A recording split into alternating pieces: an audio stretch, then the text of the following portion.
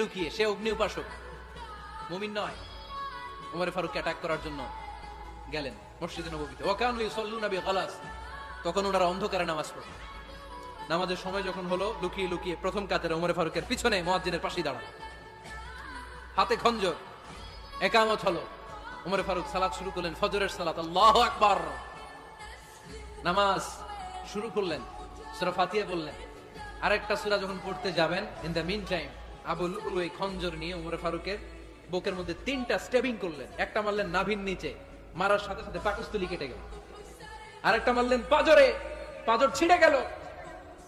3টা মারার পরে ওমর ফারুক বললেন, কাতালানি আল কাল, এক কুকুর আমাকে মেরে ফেলেছে। পেছন থেকে এক সাহাবীকে টান মেরে সামনের দিকে নিয়ে গেলেন, তুমি নামাজের ইমামতি করো।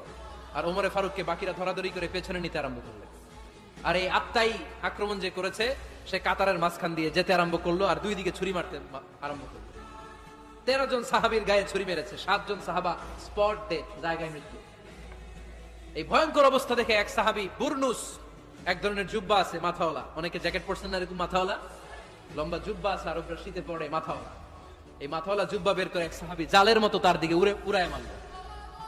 ওই বুরনুসের মধ্যে পেঁচিয়ে আবু লুল মাটিতে পড়ে গেল, সুইসাইড